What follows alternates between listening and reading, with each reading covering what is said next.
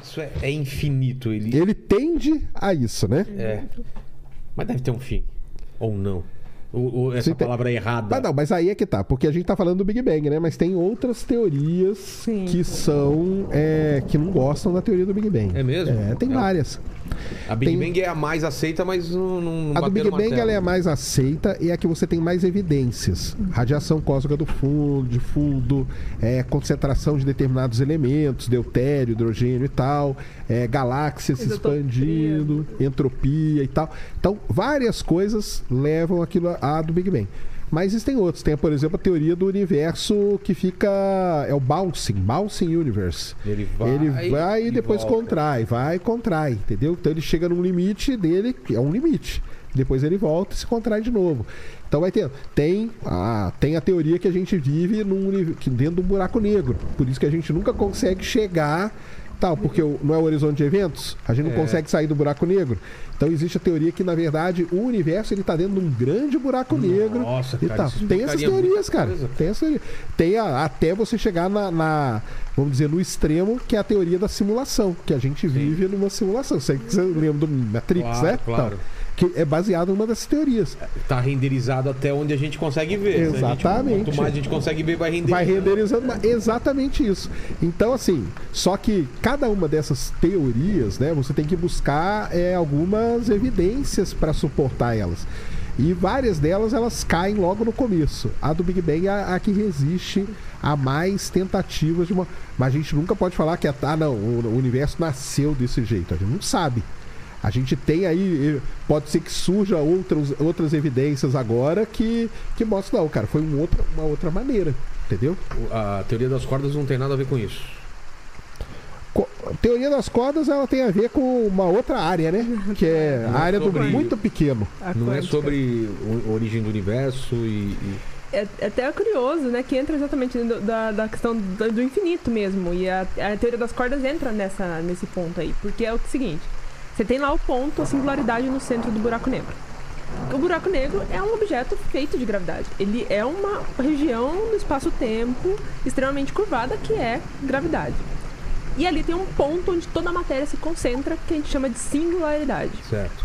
Essa singularidade, então, é um ponto... Essa singularidade é usada para bastante coisa. Até na inteligência artificial também tem um ponto de singularidade. É outra coisa. É outra coisa. Mas aí tem essa singularidade. Então, é uma coisa com muita gravidade e é muito pequeno. Como o Sérgio falou, tem agora no muito pequeno entra a mecânica quântica. Só que aí uma coisa curiosa acontece na singularidade. A relatividade geral, quando ela começa a prever coisas para a singularidade, ela quebra, começa a dar infinito. Realmente, as equações tendem ao infinito. O Einstein chegou a ficar com esse problema na cabeça? Sim. O problema que mais doido foi esse, na verdade. Ele passou o resto da vida dele nesse problema. Não funcionava. Dava uma divisão por zero. Do Einstein mesmo falou isso, né? E aí tem a mecânica quântica também, que tenta explicar esse ponto, porque é muito pequeno, então a mecânica quântica que deve atuar ali. Abandona todo esse conhecimento e criou um conhecimento só para quando a coisa é muito pequena. Exato. A gente fala que a física que a gente conhece, ela não funciona ali. O Einstein tem várias frases, né? Uma delas muito legal é que o buraco negro é onde Deus fez a divisão por zero. Exato. Por quê? Porque não faz sentido? Não existe divisão por zero. Começo do universo. Começa com um buraco negro, vem a galáxia. O que vem primeiro? Exato. Aí que tá a pergunta. Quem responder ganha o Nobel. Não tem uma resposta para isso ainda? Não. E o James Webb tá aí tentando. É uma das missões do James Webb. Isso é uma coisa também que é difícil para entender. Eu entendo até mais ou menos. Que a gente tá indo rumo ao passado. Porque é estranho isso, né? Quanto mais longe ele vai, mais pro passado ele tá indo. Mas como que ele vai chegar ao passado de saber até do Big Bang, se a coisa já aconteceu? Cara, isso aí tem o seguinte, quando você olha vou começar pelo Sol, que é perto.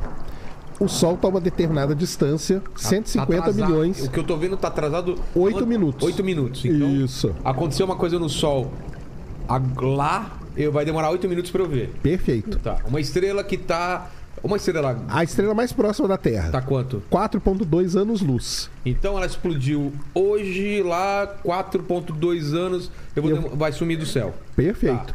Ou seja, eu tô sempre olhando para algo que já aconteceu. Que já passado. Aconteceu. É certo? tipo minha mulher em discussão. Isso aí. Ela sempre- Excelente. Ela sempre vem tá com o olhando, passado. eu falei, amor, Isso. isso já aconteceu. Ela fala, mas eu não esqueci. Não, mas isso aí demora um tempo pra chegar. Não, demora um tempo pra chegar. Que ela fica guardando aquela informação. Na minha cabeça já sumiu. Ela vai usar aquela informação algum dia. Tá? Isso aí, é isso mesmo. Então, vamos lá, chegamos no 4 anos-luz. Tá. Uma galáxia Andrômeda, por exemplo, que tá 2,5 milhões de anos-luz. nossa. O que aconteceu lá, Eu tô nós vendo. estamos vendo algo que aconteceu há 2,5 milhões de anos atrás. Quanto tempo tem o universo? Aí que tá. Nós vamos observar, vamos Tá. indo pra longe. Tem uma galáxia, a M87, que é da primeira foto do buraco negro. Ela tá 50 milhões de anos-luz. Nossa. Então eu tô vendo algo que a foto que a gente... Olha que doido isso, né? A foto do buraco negro que a gente tirou é como ele é há 50 milhões de anos atrás, cara. Cara, isso é muito Porque a luz louco. demora. A luz demora É como pra se eu vir chegar. conseguisse aqui tirar uma foto sua e o que aparecesse é você com 4 anos de idade. Não dá, né? É muito louco isso. É o que acontece, Se que é você outra tivesse- coisa se eu do tivesse- Se Einstein, eu tivesse um telescópio muito longe e pegasse você em um planeta por exemplo. 4 anos luz daqui, né? Se a gente tivesse num planeta a 66 milhões de anos-luz de distância e olhasse para a Terra, a gente veria a Terra com os dinossauros. Pode ter alguém observando Pode. a gente Pode. e vendo dinossauro. E vendo aqui. dinossauro. Nem sabe que a gente... Nem sabe. Aliás, isso é um negócio do paradoxo de Fermi. É, por que que os caras não vêm aqui? Exatamente, Ah, porque tem eles só vêm... tem Só uns- tem dinossauro. Exatamente. Cara, isso é fantástico isso, Lê. É inacreditável, né, cara? Olha só. E esse negócio que você falou aí, de ver a pessoa mais nova, É. isso é uma outra coisa do Einstein. Então, dos Que é gêmeos, o paradoxo dos gêmeos. né? Isso é fantástico, Se né? um sai e viaja num sistema relativístico desse, próximo da velocidade da luz, e volta, o que ficou aqui envelheceu, o que viajou, não. No Interstellar acontece isso. No Ele volta Interestelar, vê a filha velhinha. velhinha já morrendo e ele tá... Exatamente, cara. Putz, Então isso é legal. assustador, né, cara? Então, vamos lá, paramos ali na M87, 50 milhões. Tem esses quasars aí que estão a 2 bilhões de anos-luz. E aí o que o pessoal vai fazendo? Vai jogando... Vai jogando. Chega uma hora que tem um limite. Será? Não, tem o nosso instrumento, né? Ah, o nosso instrumento, tem um não- limite que a gente consegue ver até tal ponto. Só que uns caras malucos, cara, que trabalhavam naquela Bell Laboratories, Certo. eles descobriram que quando aconteceu o Big Bang, a radiação que foi emitida, ela tá por aí, ela tá permeando o universo. Eles chamaram Ela não isso... se perdeu. Ela não se perdeu. Ela tá muito fraquinha, mas ela não se perdeu. Eles chamaram isso de radiação cósmica de fundo, Que é o chuviscado da televisão? que é o chuviscado da televisão. Exato. Exatamente. Nossa. Aí eles descobriram isso porque eles estavam fazendo uma antena lá no Bell Laboratories, que faz antena, e começou a ter esse ruído. Eles chegaram a pensar até que era cocô de pombo. Foram lá limpar os cocô de pombo, tudo da antena, e nada, o ruído estava ali. E aí eles mataram. Em 1992, a NASA mandou um telescópio, uma sonda espacial chamada COBE, e ela registrou o que o pessoal brinca que é o eco do Big Bang. Então, por quê? A gente foi observando e chegamos num limite do instrumento. Cara, com o telescópio de 1990, a gente só conseguia chegar até um ponto aqui. Mas esse ruído você não consegue datar. Consegue. Como? Porque é uma variação de temperatura e com essa variação teve o Big Bang. Certo. A radiação começou a se propagar. É.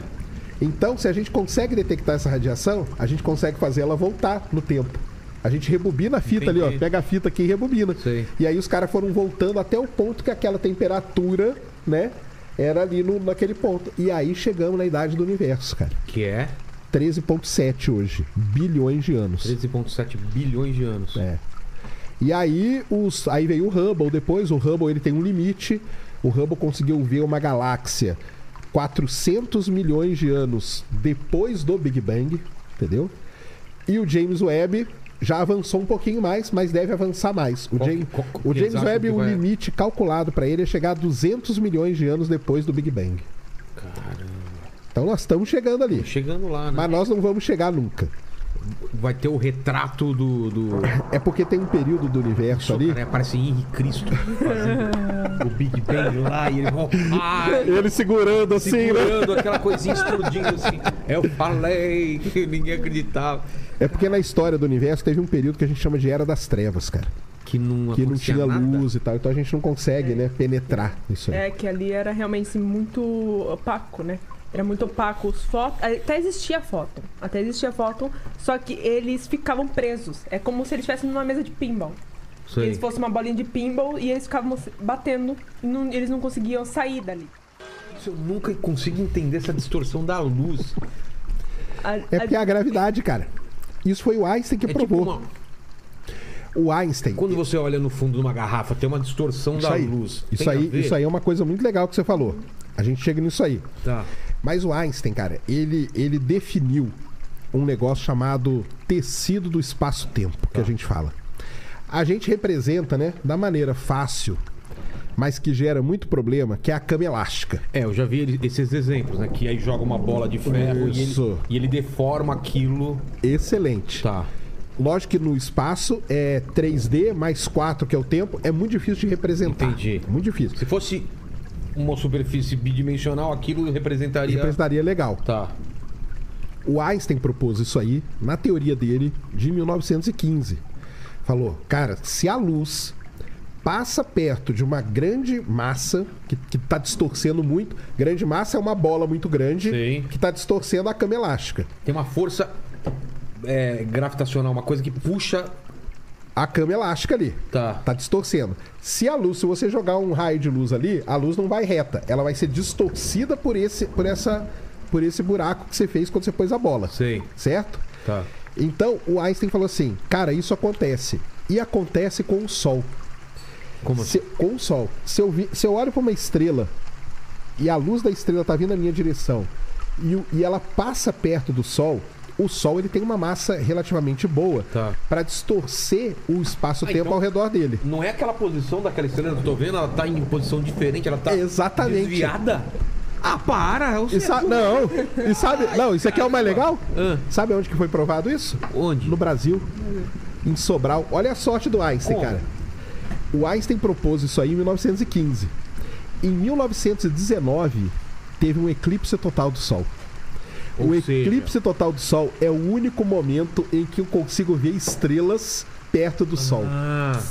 Então o que os caras fizeram? Eles vieram aqui no Brasil 6 meses antes do eclipse. Tava de noite, aquelas estrelas estavam de noite. Eles mediram a posição dela. Certo.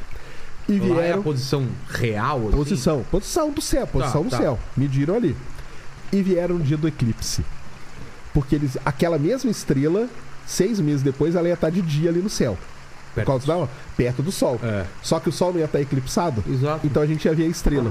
E vamos medir a posição. Se o Einstein tiver... Aí pegaram, cara, a teoria do Einstein e calcularam o desvio que tinha que dar. E bateu? E bateu perfeito, cara. Foi a primeira... Isso 4 anos... Olha só a foda, né, cara? Ele teve que esperar 4 anos para a teoria dele ser comprovada. Mas bateu perfeito. Foi o primeiro grande teste da teoria da relatividade, cara. Hoje em dia a gente não precisaria esperar um eclipse para medir isso. Não, porque agora tem várias outras maneiras. Vamos pegar o fundo da garrafa que você falou. Tá. Isso é um outro efeito que ele previu. Chama lente gravitacional.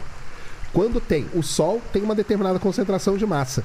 Mas tem objetos no universo que tem muito mais massa. Se eu pegar várias galáxias e juntar elas perto, aquilo ali distorce muito. Quando uma coisa está muito longe daquela grande concentração de massa e passa perto dela, acontece o mesmo efeito do fundo da garrafa. É uma lente gravitacional. Aquele objeto que está muito longe, ele é distorcido e ampliado. Nossa. Ou seja, eu consigo ver o universo mais longe do que o meu telescópio foi programado para ver. Isso o Einstein previu também. Isso o que é? Lente gravitacional. Tem a figura. Aqui, ó. O que o Sérgio está falando é exatamente... Aqui no centro seria um aglomerado de galáxias. Tá? Todos esses branquinhos aí são galáxias. São galáxias que estão juntas, próximas. E esses riscos que a gente vê... Esses arquinhos aí... É justamente o que o Sérgio está... Isso aqui são galáxias que estão muito mais distantes, que a gente nunca veria elas. A gente só vê por causa desse efeito. O Einstein previu isso em 1915, lente gravitacional. E aí, é uma outra prova que funciona. E aí, cara, isso é que é muito legal, cara. Várias coisas que ele previu, ele nunca viu. Muitas ele duvidou dele mesmo. Tudo vai sendo comprovado, cara. Isso é muito foda, entendeu? Então, o Einstein é um dos caras mais importantes mesmo de todos os tempos, assim. É incrível. É incrível, cara. É incrível. Lembrando, pessoal, né? Tudo foi experimento mental. Não tinha computador na época dele ainda? Não tinha computador, nada. Tudo Tudo na munheca aqui, ó. Tudo na caneta, cara. E na cabeça, né? Principalmente na cabeça. Exato. Entendeu? E hoje em dia eu peço pra fazer qualquer coisa, o Paquito reclama, cara. Tá vendo só? Atualizar a grade de convidados, ele reclama. Se há trabalho, sou em resistência. Não é? Eu falo, tá, a live já foi, tem que trocar de cor, né? Que é do azul pra... Exatamente. Não, já... Cara, ele trocar uma cor, é teclar uma... É só passar canetinha. Uma assim, canetinha. Cara, que impressionante. Mas é demais. isso. Então é isso. O primeiro buraco negro que descobriram. Foi o 3C273. 3C273. Que distância tá daqui? Agora não lembro a distância. Não lembro, não. Ele é um quasar, ou seja, é um buraco negro muito ativo, que está se alimentando muito. Assim, buracos negros que estão, assim, se alimentando numa taxa absurda, eles levam o nome de quasar. Então, assim, quando eles estão se alimentando, o disco ao redor deles brilha tanto, mas tanto, que às vezes esse brilho é maior do que da Via Láctea da galáxia inteira. Que é o que acontece com esse 3C273. Que ele está se alimentando tanto, e aquilo está brilhando tanto, que assim, a galáxia é ofuscada por ele. Isso mesmo. E o nome Quasar é muito legal, o pessoal não sabia, né?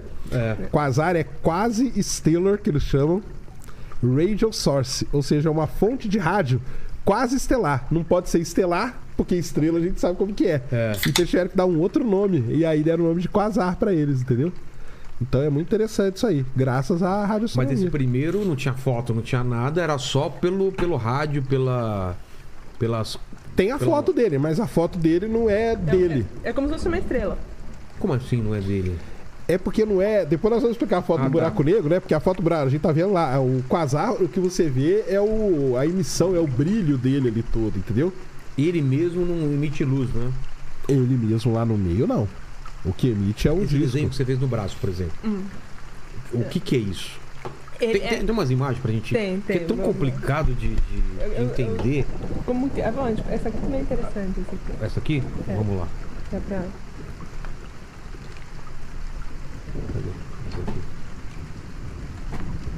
Bom, aí aqui no centro a gente tem... É lindo isso, né, cara? É lindo. Nossa, é muito lindo. Eu acho que talvez seja um dos objetos mais bonitos. Né? Bom, aí a gente tem o buraco negro, né, no centro, que não emite luz nenhuma, porque toda luz que entra não consegue sair, não reflete nada. Ele absorve?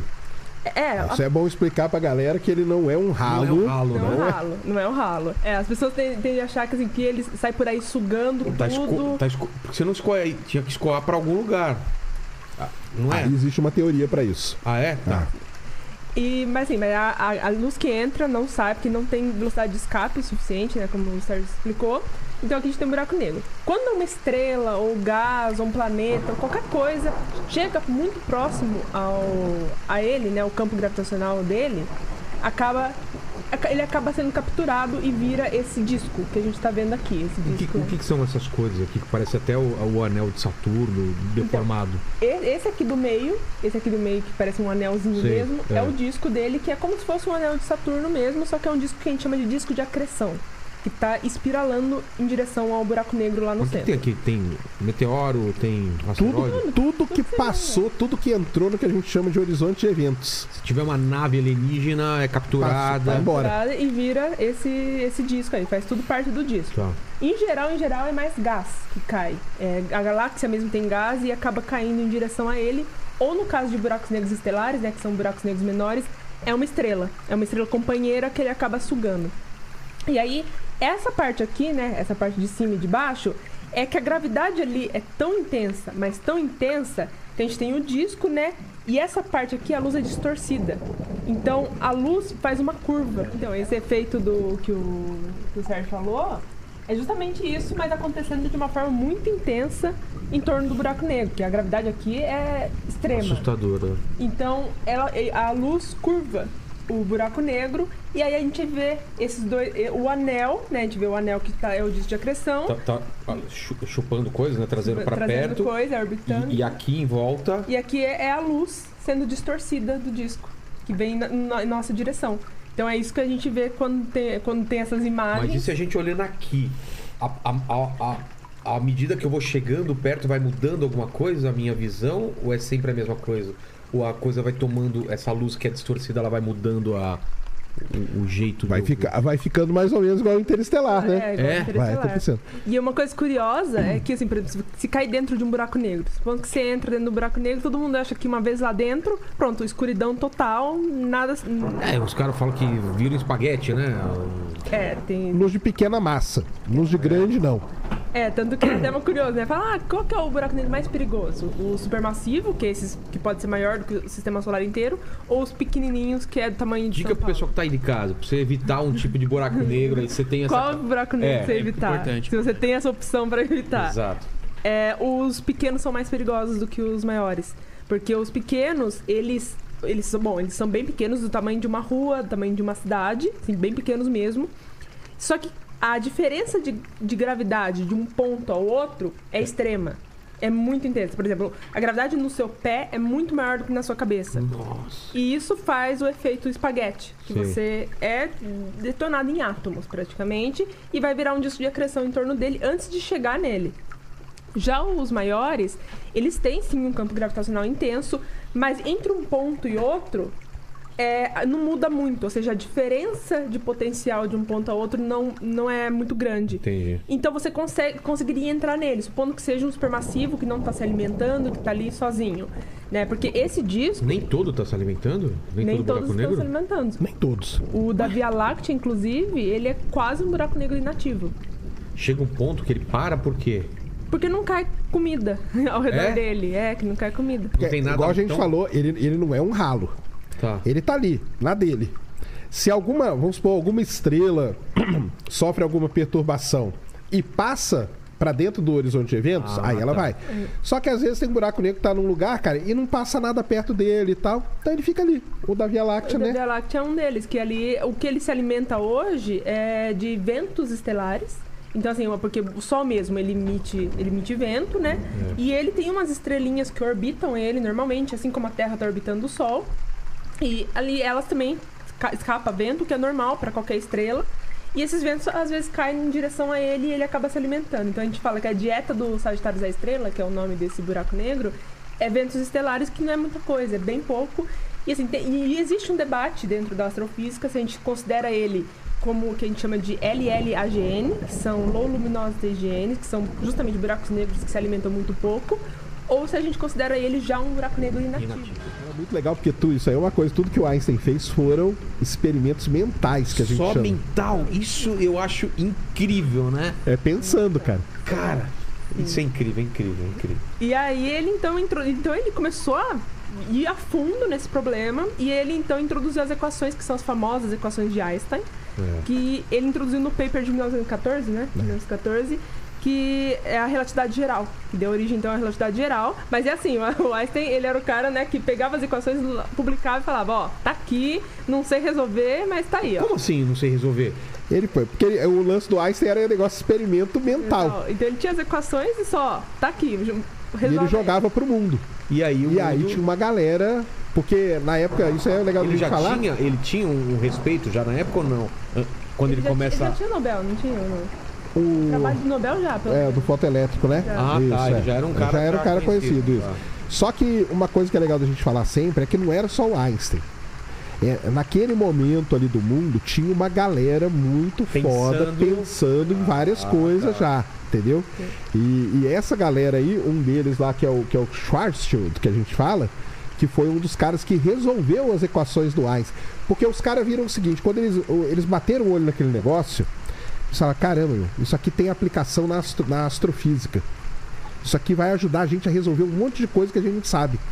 Um dos problemas grandes é uma estrela morrendo. Entendeu? Então o cara começou. o Sol é uma estrela. Tá. O que vai acontecer com o Sol quando ele morrer? Vai acontecer tal... Porque a estrela depende da massa dela. Certo. E o Sol tá queimando hidrogênio, depois vira hélio, carbono, nitrogênio, vai seguindo ali a Ele linha. vai ficando mais leve ou mais pesado? Ele vai ficando, né? Ele vai inflar, vai virar uma gigante vermelha e depois ele vai murchar e vai virar uma anã branca. Tá. Isso aí é o Sol. Aí, massa do Sol. Vamos considerar que a massa do Sol é 1. Aí o cara falou, se tiver 2 vezes a massa do Sol, 3 vezes, 4 vezes, e foi fazendo, para ver o que ia acontecendo com isso. Na conta. Na mão, entendeu? Nossa. E na Primeira Guerra Mundial, né? E ainda lutando a Primeira Guerra Mundial. No front. No front de batalha. O Schwarzschild era acho que era mais maluco que o Einstein, viu? Porque o Einstein, ele fazia as coisas...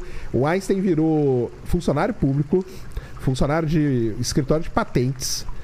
E ele... Por que ele gostou de serviço? Porque ele fazia o serviço rápido, cara. E tinha muito tempo. E depois depois ele ficava o tempo pensando, entendeu? O Schwarzschild não. O Schwarzschild tava lá no meio da guerra. Você tem obrigação de criar uma teoria revolucionária, né? Cara, não, você faz podcast de 8 horas, eu vou ter que pensar. Você fica aí quando Como é que eu vou pensar? Você tá só trocando o botão, dá pra você ficar viajando aí, cara. Beleza. Isso mesmo, cara. Que legal isso, cara. E aí, quando esse Ele nem se importava, então, ter um trabalho chato, porque ele tinha trabalho. Ele tinha o tempo dele pensar. Aí ele ficou pouco nesse escritório, depois ele virou professor e tal. E quando o Schwarzschild chegou numa estrela ali com umas 8, 10 vezes a massa do Sol, ele viu que acontecia um negócio diferente, cara. Que ela não morria igual o Sol. Entendeu? Ela explodia, ia ter uma explosão nela ali, porque ela ia consumir todos os elementos, até o ferro, que é o último. E isso ela ia implodir e depois explodir, que é o que a gente chama de supernova. E isso também não era o final da vida da estrela. Porque isso ainda sobra um caroço. E esse caroço ainda, ele foi lá e foi fazendo as contas. E tudo isso por quê? Porque o Einstein tinha desenvolvido todo a gente chama de um arcabouço ali, para o cara poder se basear e fazer tudo isso. Quando ele chega nesse caroço, ele vai fazendo a conta. Pô, e se esse caroço tiver 1 vez a massa do Sol, 2 vezes a massa do Sol? Tá, e começa de novo. E aí ele descobriu que quando tem mais que 3 vezes a massa do Sol, esse caroço, ele se colapsa para dentro dele. Ou seja, toda a massa dele vai ficar num espaço muito pequenininho. E aí eles chamaram isso na época de estrela negra. Ah, não tinha um nome. Não tinha um nome. Chamaram estrela negra. Por quê? Nunca tinha sido observado isso no universo. Só teórico. Inclusive, Nossa, tanto teórico, cara. O Schwarzschild quanto o Einstein, eles não acreditavam nesse objeto. Só, cara, isso aqui não pode existir, cara. Isso aqui não pode existir. Eles pensavam que era impossível. Eles morreram assim, sem acreditar na existência desses objetos. Era bizarro demais pra acreditar. Porque isso aí tem uma coisa legal até da gente falar, né, Roberta, na física e tal. Tem coisas que a gente consegue resolver matematicamente. Então tá resolvido. Por exemplo, o buraco negro, que é o que a gente fala, ele estava resolvido matematicamente desde 1920, 18 e tal. O que é estar resolvido matematicamente? Por causa das equações, cara. Você resolveu. A matemática tá ali, ela não viola nenhuma lei física, ela não viola nada de matemática, tá perfeito. Isso é uma coisa. Agora tem a outra coisa, que é verificar. Será que, existe uma estrela igual ao Sol? Opa, existe, estamos vendo aqui, ali. Tá. Beleza. 2 vezes a massa do Sol? Opa, tem também. Check. 3 vezes. E aí foram indo, entendeu? Só que o buraco negro demorou décadas pra gente poder observar um. Foi quanto tempo depois? 1950, né? 50, né? Foi 50 com a radioastronomia, né? O Einstein morre que ano? 30. Como que é? Ele morre antes, então. Ele morre antes de saberem que o que ele tinha previsto realmente existia, cara. E o Schwarzschild morreu na Primeira Guerra, né? Morreu durante a batalha. Durante a batalha. E quando ele chega nesse negócio do 3 vezes a massa do Sol, ele descobre o quê? Que a força gravitacional ali ela é tão grande que a velocidade de escape, igual a Terra tem uma velocidade de escape. Para eu mandar um satélite fora da Terra, 40 mil km por hora. Nossa. A velocidade de escape desse objeto era maior que a velocidade da luz. Maior que 300 mil km por segundo. É impossível na teoria? Não, é maior que a velocidade da luz. Ou seja, nós nunca vamos ver. Porque se a luz é a coisa mais rápida. Se algo tem que andar mais rápido para escapar dali, aí chamou de estrela negra. Daí que nem a luz sai. Nem a luz sai dele. Da força gravitacional dele. O cara do furacão também, né? Furacão é o Tornado Hunter. Isso é famoso nos Estados Unidos, ó. E a gente tá até falando isso. Eu tava em Orlando agora e agora passou um... Você pegou o furacão lá? Não, uma semana antes eu voltei. Caramba, Meu amigo sorte. lá tava se protegendo. Porque o problema é a semana antes que acaba tudo no supermercado, né? Que a galera começa a comprar tudo. Água, leite, sei lá o quê. Falou que é Eu já peguei 3 furacões nos Estados Unidos. Tá brincando. Peguei em Houston. Porque o furacão ali é o seguinte, ele entra no Golfo do México, o ciclone, e o Golfo do México a água é muito quente. É. E aí começa Lá é uma fábrica de furacão? uma fábrica então? de furacão, nessa época do ano. A água é muito quente. E aí começa o vapor da água subir e isso que alimenta o furacão. Mas por que ele roda? Por causa da água, do vapor da água que vai subindo. Mas ele Aí vai girando, né? ele Girando gira? a terra, né? Ah, toda a terra tudo, mesmo? ele vai girando. E aí o que acontece? Quando ele entra no Golfo do México, ou ele vai ali pra Houston e Nova Orleans, Tá. que é o Katrina, famoso, Exato. ou ele anda mais um pouquinho e bate na Flórida ali. É mais difícil. ou Na não? Flórida, não. Tem bastante Tem na Flórida bastante? também. É. Por isso que o pessoal fica monitorando. Cara, Aí a televisão fica uma loucura, né? Toda hora, não, vai passar por aqui, vai passar a por ali. força, né? Às vezes ele enfraquece quando entra no continente, né? Encostou na terra, ele enfraquece. É mesmo? Ah, é normal ele encostar Normal. Porque o furacão, ele precisa da água quente para ir alimentando ele. Chegou na terra, acabou. Não tem mais o vapor d'água. Porque o vapor d'água sobe do mar. Mas New Orleans por que foi forte ainda? Porque New Orleans está no litoral, né? No Golfo do México ali. E ali bem ele entrou pertinho. com tudo. Aí ele anda um pouquinho. Porque ali na Flórida o que acontece? Ele veio pelo Golfo do México e virou. Sei. Quando ele chegou em Orlando, por exemplo, Orlando já está muito para dentro do continente. Então até chegar lá ele já tinha virado tempestade. Agora, Nova Orleans e Houston, que são cidades que são muito... Nova Orleans fica na costa, né? Houston fica um pouquinho para dentro. Mas ela pega furacões ali violentíssimos. Cara. Ainda, ô Lene, esse último aí, você sabe o nome desse O último? Ian. Hã? Ian, né? Que o pessoal pararam de o colocar Ian. nome de mulher agora? Não, o furacão é assim. Você começa a dar o nome pelo nome que parou na temporada anterior, em ordem alfabética, e é sempre uma mulher e um homem, uma mulher e um homem. Vai. Por exemplo, teve um na É porque eu não temporada anterior. acompanho as temporadas, mas você tem que ir acompanhando a temporada. Então vamos supor que essa para no Ian. Tá. Então parou na letra I, né? O próximo é a letra J. Aí é mulher. Aí é mulher. Julie. Aí, por exemplo. E aí eles vão indo. Então tem toda uma regra para dar nome para furacão. cara. É assim. É assim. Mas você não pegou no meio do furacão, não, né? Cara, eu peguei em Houston, eu peguei 3. Um deles não deu nada, uma chuva aqui de São Paulo muito pior. Vento pra caramba? Vento bastante, né? Agora um deles foi violentíssimo, cara. Levantar telhado. Só que aí eu fiquei dentro do hotel, ela tá trabalhando, né? Fiquei Sei. quietinho lá dentro do hotel. sabe? Tremeu? Balança tudo. É mesmo? Tudo, cara. Aí inundou a cidade. Houston tem um problemão de inundar, inundou tudo. Mas é o que você falou. O americano, o cara solta na televisão assim, né? Furacão. Vão fazer supply, né? É. Vai no supermercado comprar supply. Cara, na hora que você pensa em ir, já acabou tudo. Água, tudo. Não tem mais nada. 3 carrinhos, sabe? Família inteira. É um desespero, cara. Bate o desespero da galera. Então você não pegou, né? O furacão. Não, saí antes. Então eu tá. já peguei terremoto, mas não senti. Porque eu tava na estrada. Lá no Olha México, só. acho que 9 na escala. Caramba! 8 ponto alguma coisa. Foi bem forte. Só que na estrada a gente não sentiu, na Cidade do México. Que Só sorte, viu depois, Demais. Você já pegou alguma coisa? Nada. Não, Só nada. calmaria. Só foi aquele que teve ciclone, né? Que teve aqui perto, em São Paulo, foi uns meses atrás. Que aí tava uma chuva, eu nem sabia. Pra mim foi uma tempestade de São Paulo normal. Aí... É por isso que aqui no Brasil é difícil ter, porque a água não é tão quente. É difícil, porque a gente. Imagina que o Golfo do México, né, cara? É propício, né? um negócio fechado com a água muito quente ali, numa época do ano. Aqui pra cá não tem muito, né, cara? Então pega o Catarina, né? Aqui eles chamaram de Catarina, que deu lá no litoral de Santa Catarina, que foi um maiorzinho assim. Mas uma coisa muito interessante, cara, no Brasil tem tornado, tá? E bastante até. Qual a diferença do tornado pro... Tornado, ele é o contrário do furacão. O tornado, ele só dá na terra, só na terra. Na água a gente chama de tromba d'água. Não sei se já ouviu falar. Já. Mas não é tão forte como na terra, porque o tornado, ele precisa, do contrário do furacão, precisa ter o ar muito seco. O ar seco que no é que meio alimenta. oeste do americano tem os Exatamente. tornados. Tem a Tornado Alley, que a gente chama, que é a como fala ali, a rua, né? A Alameda dos Tornados. E no Brasil tem bastante tornado. No centro-oeste? Que sai lá de Santa Catarina e chega até aqui em Campinas, cara. Eu já vi um tornado F4 em Indaiatuba, cara. Na Bandeirantes. E o tornado girando monstruosamente ali. Só que o pessoal, como não tem a cultura aqui no Brasil, o pessoal chama de deu um vendaval, cara. Ah, é? É. Só que aí quando você olha os postes, tá tudo retorcido. Então, quando você olhar o poste, qualquer coisa tá retorcido, foi um tornado. Agora, o pessoal da... demônio, né? Ou demônio, pode ser também.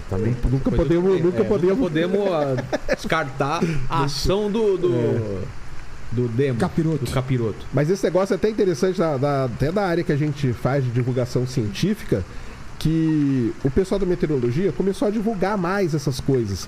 Então o pessoal hoje já fala, não, o que teve aqui foi um tornado e tal. Porque antes o pessoal falava assim, não, deu um tornado. O quê? No Brasil tem tornado? Mas falava que no Brasil não tinha nem tornado, nem furacão, nem terremoto. Exato. E tem as três coisas. Terremoto já teve também, né? Eu lembro. Terremoto, Às vezes é reflexo lá do Chile. Isso. Lá a gente sente aqui, né? Sim, lá no Acre tem terremoto pra caramba. Treme aqui e reflete no Não, mas é porque não treme ali. Não? Porque treme aqui embaixo, ó. Na divisa, uma porque com a tá outra. aqui, né? Você tem a placa tectônica. Tem a cordilheira aqui dos Andes, a cordilheira. dividindo a gente. O que tá acontecendo na cordilheira? Uma placa tá entrando embaixo da outra. É por isso que subiu. Isso, aí subiu a cordilheira. Tá. Só que a placa tá entrando aqui. Aqui já é Brasil. Certo. O terremoto acontece ela tá aqui, ó. Tá cutucando aqui embaixo. Exatamente, tá cutucando lá embaixo. Isso mesmo. Eu tava vendo essa semana, que foi recomendado, você vê como é que o algoritmo é, né? Foi recomendado, não lembro agora se era na Amazon, que era um documentáriozinho curtinho, de 40 minutos sobre Júpiter. O Enigma de Júpiter. Cara, que fala sobre a Juno. Fala sobre a Juno e põe umas imagens que a Juno tirou, conta a história da formação do sistema solar. Cara, umas coisas muito loucas sobre como Júpiter meio que começou o sistema solar, praticamente, né? Júpiter é o primeiro, na história aí a gente acha que é o primeiro planeta, né? E Júpiter tem um grande... O enigma mesmo de Júpiter é como que é o núcleo dele. Porque a Juno tá lá justamente para desvendar isso. Que provavelmente é sólido, né? Talvez seja, tenha 10 vezes a massa da Terra, só o núcleo de Júpiter, entendeu? Mas esse é um conceito que para mim sempre foi... Teria água de alguma coisa? Não, aí tem... Não, a gente fala que ele é o hidrogênio metálico, né? Hidrogênio metálico. Tá. Mas esse é um conceito que para mim sempre pegou. De planeta gasoso. Eu não tô brincando. Para mim isso é um negócio... A gente tem uma noção que a Terra é sólida. O conceito de planeta gasoso é um negócio que para mim não faz...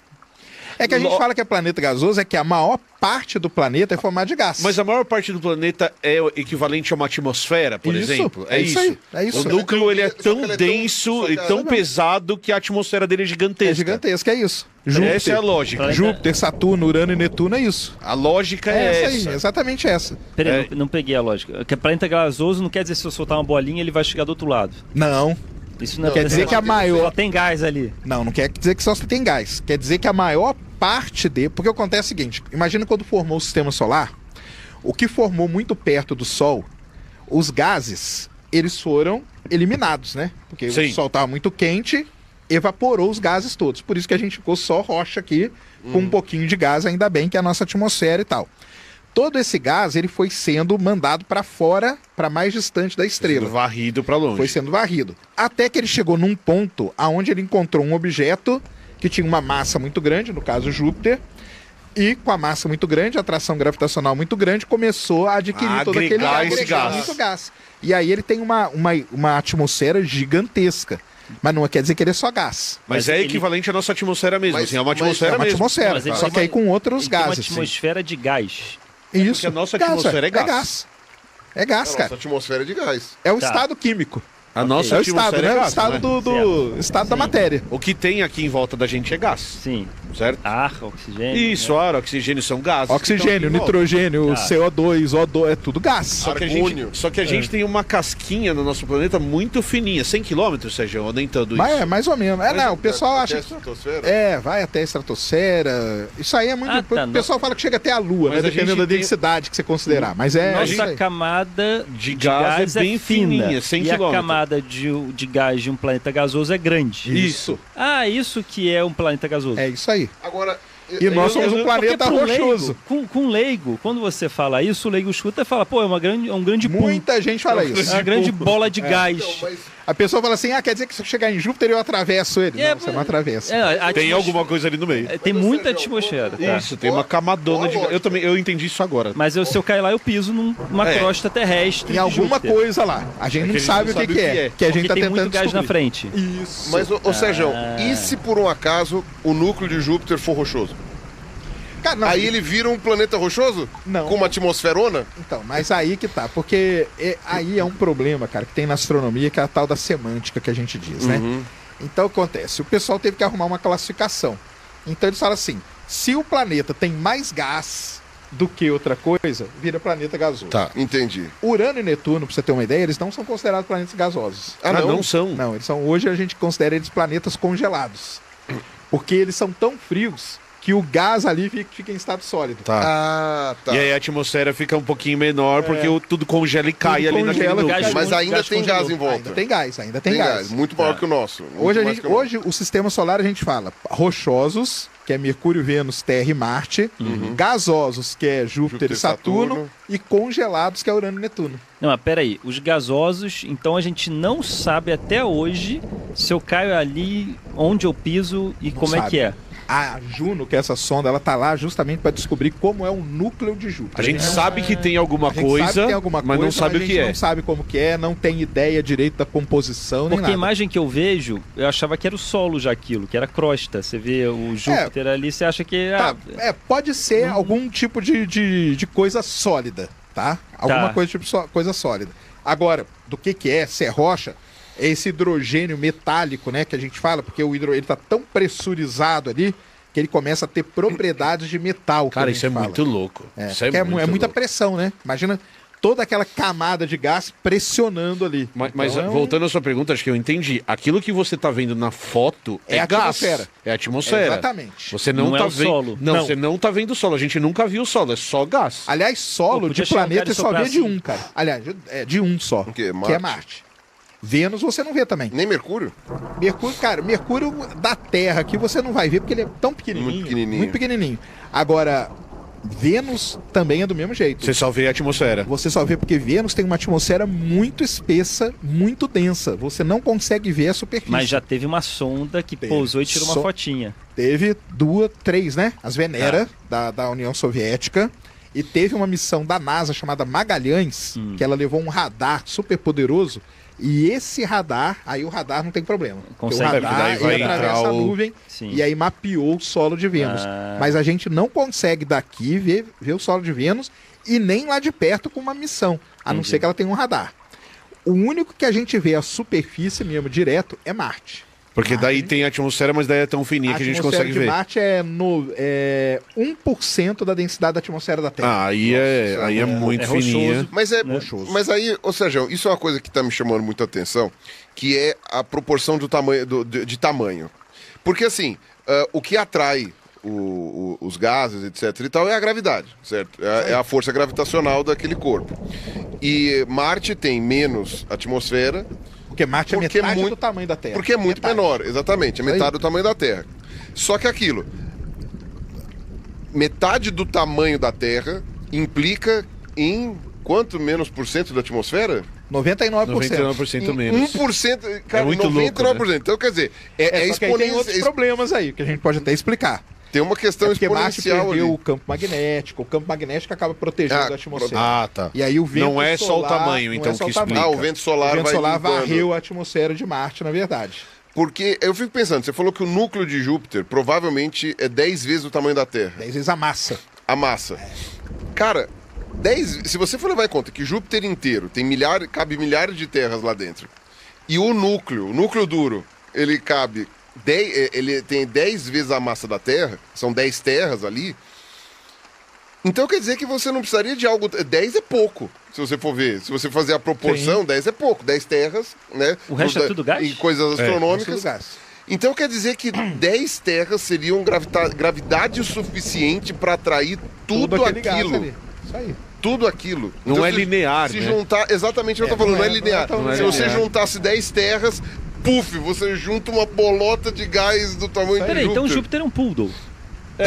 Júpiter é um poodle. É isso aí. Só que de gás. Se você der banho em Júpiter, vai ficar... Exato, é isso aí. Júpiter, achava que Não é você era... pequenininho também, né? 10 vezes 10 a massa terras. da Terra. Mas proporcionalmente é o poodle de Né? banho tomado. Você tem toda a razão. Terra, você tem isso aqui, gás... É isso É, mesmo. proporcionalmente só, é são os isso. planetas, Nossa, Júpiter é um poodle, é uma frase tão Essa é maravilhosa. genial. que- Vale uma tirinha. Vale. Anota que isso vale tirinha. O Júpiter Poodle. Desenha Júpiter gigante aí, alguém vem dá cá, alguém dá cara banho de nele. poodle dele. Vai Aí, pra tosa, né? alguém Volta dá- pequenininho. Alguém dá banho Deus nele, levando Júpiter pro banho e tosa na coleirinha, volta, tá lá a bolinha pequenininha. E Deus não, né? O Deus Júpiter, né? Ah, Que é o principal. verdade. É verdade. certo. Zeus. É Zeus É Zeus, levando. cara. É Zeus É- levando Júpiter. não é Nunca nada mais nada dou banho menos em que Júpiter. Deus, A última vez que exatamente. eu dei... É Zeus, é Marte, que é o Parece- deus da guerra, Vênus, que é deus do amor, e aí vai. Ó, Então- tirinhas astronômicas. Então Saturno deve ter o quê? Umas 9 terras, 8 terras, o Saturno núcleo. é diferente, cara, porque aí tem a composição também da atmosfera, né? Saturno é aquele planeta que tem aquela brincadeira que a gente faz, que a densidade dele é menor do que a da água. Então, se colocar Saturno numa piscina, ele flutua. Ele flutua. Esse que é o lance. Porque aí é a composição da atmosfera. A atmosfera de Júpiter, que a gente estava falando, ela é basicamente, ela tem muita amônia, tem muita água, tanto que o Carl Sagan, na tese de doutorado dele, ele defende que exista vida nas nuvens de Vênus e de Júpiter. Nas luas. Nas nuvens. Nas nuvens. Que nuvens. louco. É, porque tem uma camada de nuvem ali em Júpiter que você tem 1 atm, Caralho. de pressão. E faz sentido, né? Em algum momento você vai Isso. ter uma TM apenas. né? temperatura igual à temperatura da Terra, na casa dos 20 e poucos, 30 graus. Faz sentido também. Em algum momento você ia ter. E os elementos químicos que você precisa. Você tem água. CH4, você tem carbono, você tem água, você tem tudo ali para vida. A tese de doutorado do Carl Sagan é vida nas nuvens de Vênus e nas nuvens de Júpiter. Caralho, que louco. E tem até os desenhos aí, tem no Cosmos, mostra os desenhos que ele imaginava como que seria a vida ali e tal. Legal. Então tem isso aí. A atmosfera de Saturno, ela tem uma composição diferente. Então, se você pegar Saturno, ele é uma bolona de gás que se você jogar numa piscina vai ficar flutuando. Porque a densidade é menor que a densidade da água. Mas Isso é aí muito interessante. Saturno tem um núcleo duro também. Tem que ter. Provavelmente tem também. Só que aí ele é bem menor. Deve ser Saturno, acho que é umas. Porque Netuno é 5 terras. Saturno deve ser umas 7. 8. Sério? Então, ó. É outro poodle? São todos Caramba, poodles. Agora, no caso de Netuno e Urano, tá congelado. A Então são os diferença poodle é essa, congelados. são os poodle congelados. Isso aí. Todo mundo É com medo sorvete. desses É planetão sorvete. gigantes, a gente vai te enfiar porrada, não sei o quê. Porra, o tamanho desse cara. Que isso, cara? Joga um balde d'água nele. Vai te meter porrada. Viu? Então. Pequenininho. E alguns deles estão congelados que ele tá falando, eu vou te meter. Então, não, Que o gás congelou. É, né? porque é tão longe do Sol que é tão frio que o gás congela. Netuno e Urano, tipo, puseram no congelador, aí é tipo sorvete. É. Virou sorvete. Mas se derrete também esse gás, vai ficar pequenininho também. Também. Exatamente. Pô. E Urano tem um negócio mais interessante ainda. O Urano ele gira de lado, gira deitado. Ó, Como deita e assim? rola. Porque O eixo da na Terra- o formação, eixo dele é- o eixo, todos os planetas Até com o giram anel com um que certo aparece. ângulo aqui. Sim. A Terra 23,5, Marte é 24, os outros têm. Urano é 98 graus. Ele Caralho. gira deitado. Quando ele estava se formando, ele tomou vários impactos Tomou várias pedradas. e ele virou. E aí ele gira deitado. E aí ele é um algodão doce. É um algodão- tipo um exatamente algodão isso. doce que É fica isso aí. girando Urano. assim. E as imagens aí do James Webb de Urano são lindas, porque aí como ele gira deitado, e ele tem... e tem uma outra coisa também.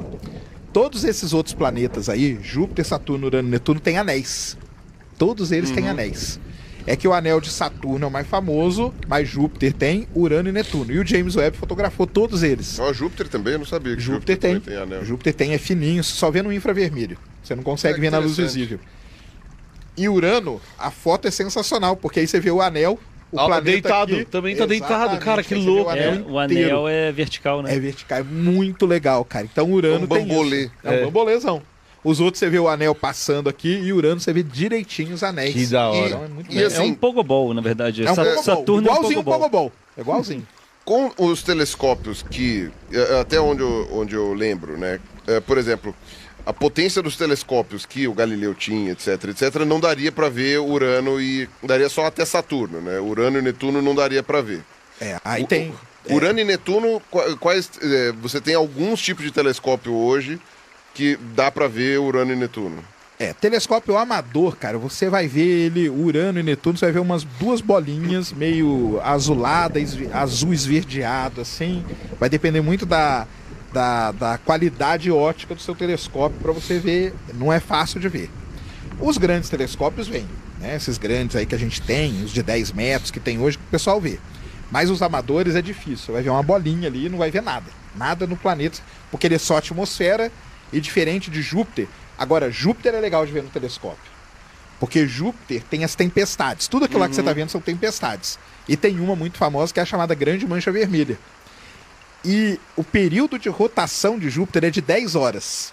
Isso quer dizer o quê? Se você começar a ver Júpiter de noite, durante uma noite inteira, você vê Júpiter dar uma volta. Entendeu? Legal. Então você vê a mancha vermelha passando na frente do planeta. Louco. Por isso que é legal você ver as luas de Júpiter durante a noite, que você vê elas dançando na frente do planeta, do lado e tal. Que legal. Isso é sensacional de ver. Júpiter é muito legal, cara. É muito legal mesmo. E no caso, essa mancha vermelha, eu tava vendo nesse documentáriozinho que eu assisti, que ela tem o quê? 300 anos, uma coisa assim, ela não é tão antigona, né? Essa tempestade começou faz tempo, mas do ponto de vista então, do tempo da existência do planeta, 300 anos é pouco, né? Sei lá. Quando que... Isso é uma das grandes Galileu, questões. se olhasse pra Júpiter, não tinha aquela mancha ainda. Isso é uma das... Então, mas aí que tá. O pessoal deu uma revisada e parece que ela é um pouco... Ela... Vamos dizer assim, parece que ela é mais nova até, entendeu? Porque tem umas observações que o pessoal via algo ali que parecia a mancha vermelha, mas aí foram estudar e viram que não era a mancha vermelha. Mas é uma tempestade que tem uns 300 anos. Mas mesmo assim, imagina uma tempestade durar 300 anos, cara. Não, mas é que eu achei muito louco, assim, os primeiros astrônomos viram Júpiter e não tinha aquela mancha. Sim. De repente ela apareceu. Apareceu. E aí, gente, mas o que aconteceu com o Júpiter? Porque quando eu era criança, sempre tinha aquela mancha em Júpiter quando desenhavam o Júpiter. A idade, minha filha, a idade começa a parecer. E ela tá desaparecendo. Ela já tá sumindo, faz sentido, né? Ela tá diminuindo. Pirulinho, eu tô meio triste, cara. Meio? Meio. Eu posso resolver o problema da minha tristeza. Primeiro tem quase 4 mil pessoas assistindo a live. Opa! E não tem like suficiente. Não? Eu acho isso uma vergonha, Sérgio. Gente curiosa. Senta o dedo, galera. Senta ali.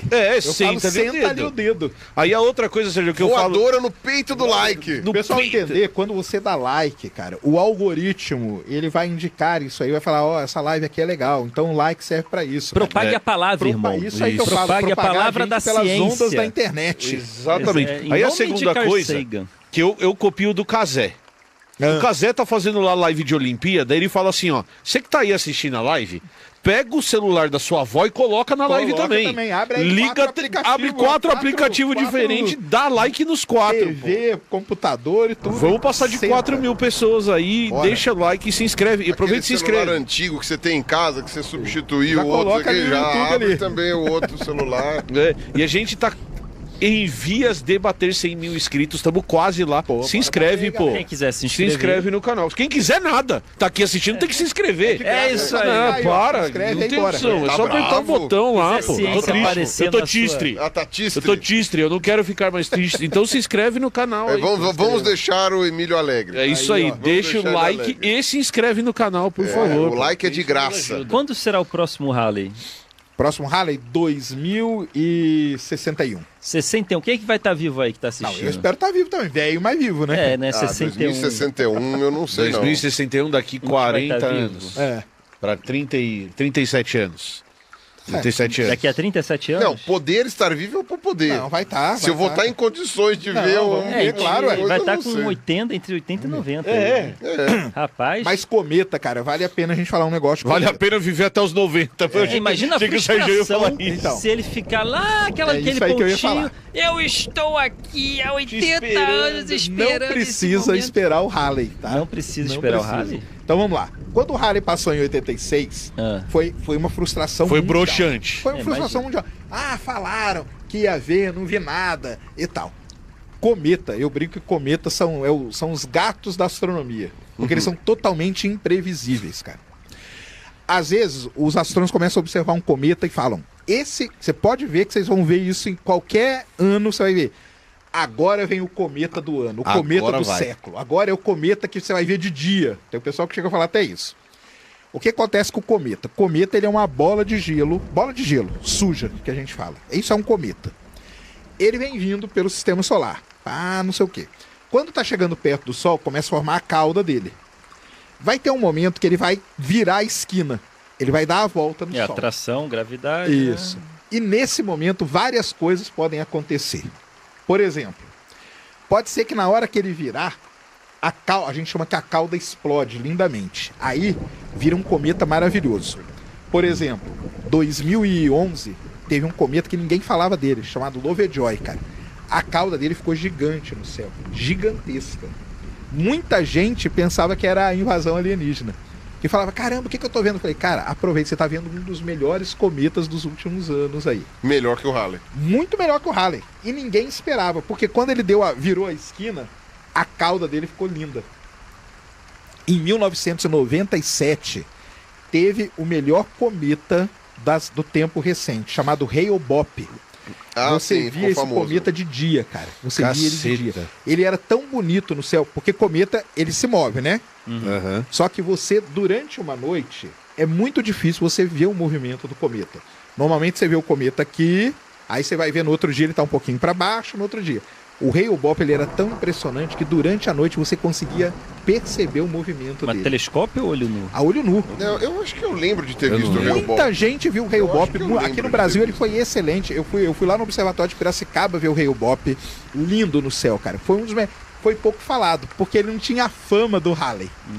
Mas ele é considerado aí um dos melhores cometas. Não sabia se divulgar. O Halley é todo blogueirinho. Qual o problema do Hale-Bopp? Ele vai voltar só daqui 80 mil anos. Entendeu? O Lovejoy... E mesmo assim, não se garante que vai ser a mesma coisa. Não se garante que vai Pode ser a ser mesma que ele coisa. seja uma porcaria daqui a 80 mil anos. Por conta desse efeito que acontece, cara. Então, por exemplo, às vezes é um cometa que você fala assim, poxa, esse cometa vai ser o cometa do século. Na hora que ele chega perto do Sol, ele se quebra em vários pedaços. Ou derrete inteiro. Ou ele se quebra mesmo. Então tava vindo um cometa agora, que o pessoal tava até com esperança, foram observar o cometa, ele estava todo arrebentado, em vários pedacinhos. Aí acabou, cara, acabou a esperança. A gente teve cometa Leonard no ano passado, o New Wise, que foi um cometa legal de ver, o Lovejoy de 2011, esse aí que ficou lindo, a cauda dele ficou linda no céu. Muita gente viu, o Hale-Bopp, muita gente viu. Então, o lance de cometa você tem que ficar acompanhando o que os astrônomos vão falando. E aí pode ser que tenha. E eu dou até uma dica aí, tem como você tirar foto do cometa sem ver o cometa. Isso é que é legal. Por exemplo, o Leonard, que foi um cometa muito interessante que passou ano passado, dificilmente a gente via ele no céu. Mas você sabia onde ele estava.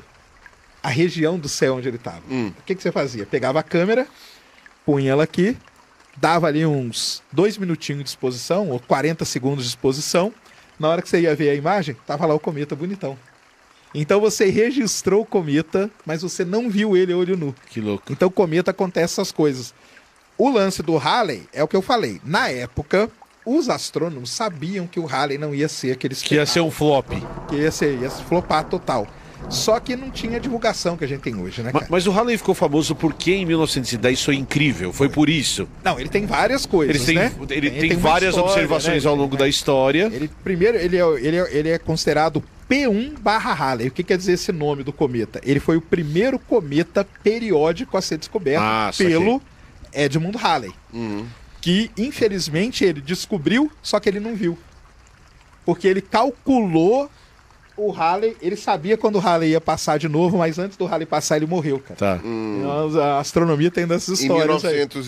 Em 1910, isso. Ou depois. Não, mas muito antes. 1700, muito antes. sei lá quando o Edmund Halley fez isso. Então, dizem que naquela pintura dos 3 Reis Magos, aquilo que tá ali é o cometa Halley. Tanto que a sonda que estudou o Halley de perto é chamada sonda Giotto. Que o Giotto é o cara que pintou aquele quadro dos 3 Reis Magos. Que legal. Entendeu? Existe hoje uma dúvida, aí quem estuda isso tem uma dúvida se era o Halley, se não era. Mas se você vê o quadro, você vai ver que ele põe uma estrela com uma cauda. Muita gente acha que aquilo lá é o Halley. Então o Halley, ao longo da história, ele tem muita coisa que tem foi toda uma deixando ele mística famoso. Tem toda uma mística. E cometa tem isso. Às vezes aparece um cometa, antigamente era relacionado à morte de rei, a início de guerra, a fim de guerra, igual eclipse. Eclipse, cometa, Mau esses presságio, eventos assim, né? mau Era presságio. mau presságio. Então o pessoal não gostava. Ou bom presságio, tipo o nascimento de Jesus. É. É ligado à passagem do Halley, entendeu? Tem uma vertente muito grande que fala que aquele ali é o Halley, entendeu? Então, o cometa aí. Depois teve o Edmundo Halley, que fez o cálculo e morreu antes de ver o cometa e Que tal. também é místico, que É também gera místico. essa mística, né? O cara calculou e não conseguiu E ver. aí, 1910, né, cara? Que aí falam que o Halley ocupava metade do céu, a Terra passou dentro da cauda do cometa. Que louco E isso. aí, Cara, isso é louco, hein? deve O ter Harley, sido- o cometa ocupar metade do Metade céu, do céu. velho. E em 1910 tem registro fotográfico disso. Tem.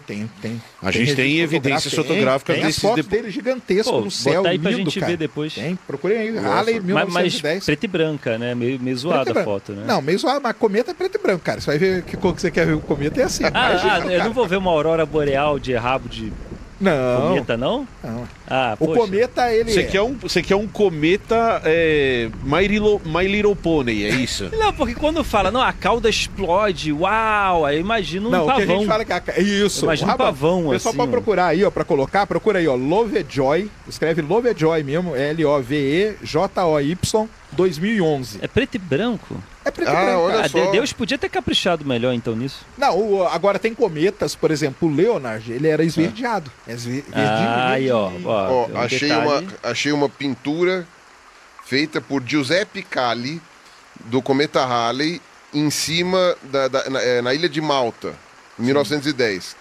Que pega, tipo, realmente. Isso aí é pintura, isso. Ó, pega o céu inteiro mesmo, ó. Não, e olha essa foto de 1910 aqui. Olha o cometa no espaço. Eu já te mostro. Tá. Sim. Mas ninguém tá Cara, é vendo, né? incrível, Então- não? Não, é incrível. Ó. Põe, o pessoal vai ver, Ocupa realmente. É. Não, é Não, gigante. as coisas ele ocupava metade do céu, a Terra passou dentro da cauda dele. Aí já vinha o mau presságio do cometa. Nossa, a Terra vai passar dentro da cauda do cometa.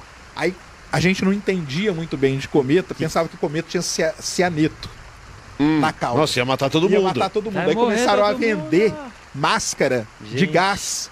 E foi todo mundo, tem fotos assim de todo mundo com máscara de gás vendo o Vendo. cometa. Porque até então, porque era o desconhecimento que a gente tinha na época, né? Sim. Mas. E aí veio 86. Porque o Halley passa a cada 76 anos. Aham. Então, e isso é uma outra coisa legal dele. Ele é um dos cometas que uma pessoa pode ver duas vezes Sim. na vida. Uhum. É. Eu espero ver duas Se vezes. ela foi jovem o suficiente na Na primeira. primeira ela consegue ver. e Então, viver meu avô, bastante. eu lembro, meu avô viu duas vezes. Que em 1910 ele tinha 10 aninhos, depois ele era consciente e tal. Se você é jovem ainda, amanhã Halley verá.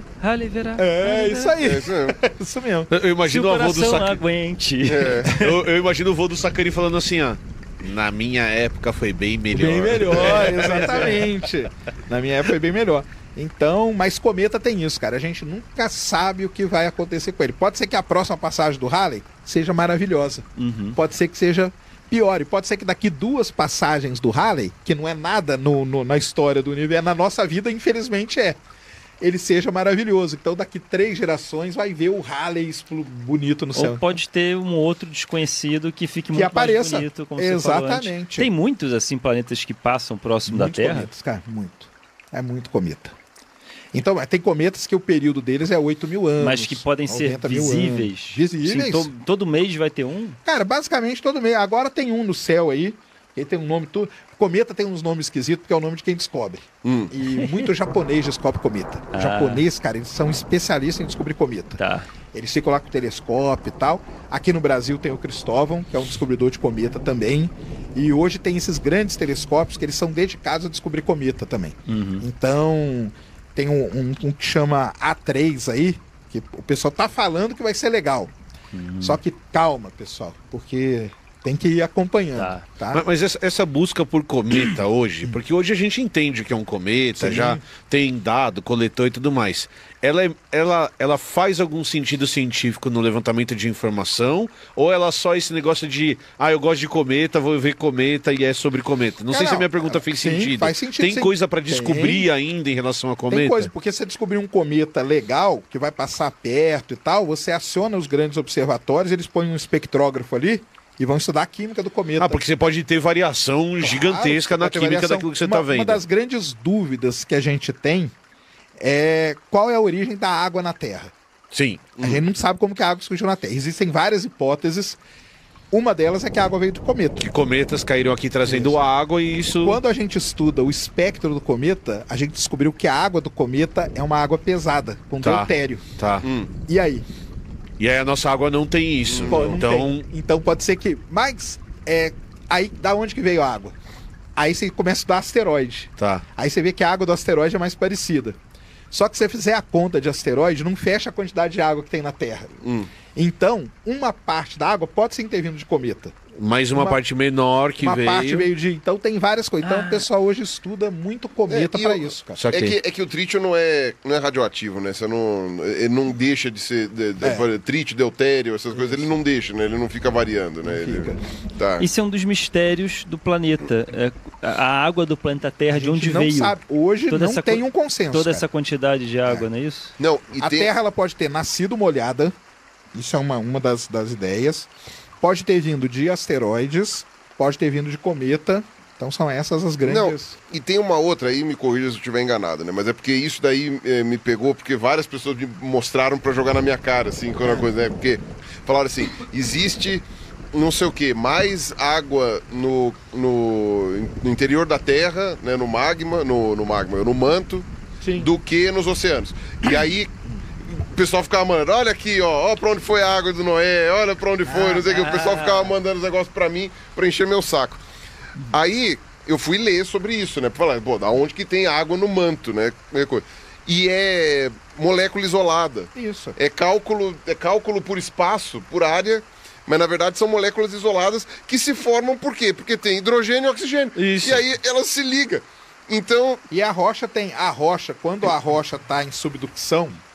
Aquela rocha ela tem minerais hidratados também. E na hora que derrete, quebra o hidrogênio do oxigênio e aí depois junta de novo. Junta e vira água. Então mas não é que tá líquido ali, são moléculas não tem um rio, oceano subterrâneo. Cara, mas é uma molécula de água aqui, uma outra molécula de água ali, uma outra ali. E isso é uma coisa muito louca, porque... será que isso não pode ser a maneira como a água surgiu na Terra? Pode ser também. Só tinha hidrogênio e oxigênio e, tipo, a quantidade ali... É o lance da Terra molhada que a gente fala, é a hipótese da Terra molhada. Ah, tá, essa seria a hipótese da Terra molhada. A Terra ter nascido molhada.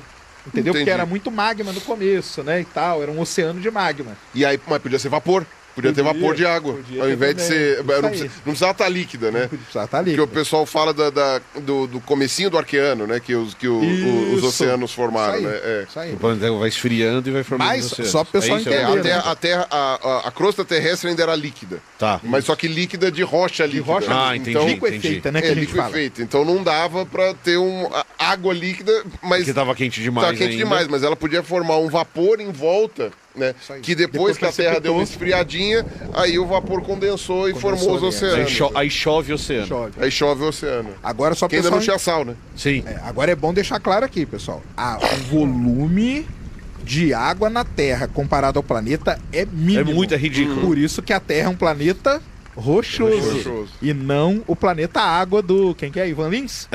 Não é um planeta água. Tem uma foto que eu gosto bastante. É um fio de água, né? É tipo um fio de água, né? Daqueles espelhos d'água que tem algumas, sei lá, em shopping. É que o Guilherme Arantes. Desculpa. É que o pessoal vai falar agora o seguinte, mas 70% da superfície da Terra é água. Da superfície é.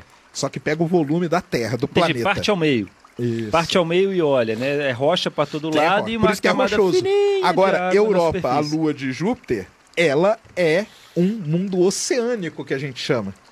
Porque além dos mundos gasosos e tal, hoje a gente tem os mundos oceânicos, que aí a maior parte dele é o quê? Água. Mas até se partir ao meio e olhar... E olhar é no 80%, 70% água. Nossa, a água vai até lá embaixo. Até lá embaixo. Oceano de... Só que ela não vai, digamos assim, os ventos solares, qualquer outra coisa não leva embora porque a parte de fora é gelo. É né? gelo, é uma crosta de gelo que protege. Então é uma crosta de gelo de 40 quilômetros protegendo um oceano gigantesco. Então Europa, por exemplo, é um 70% de água.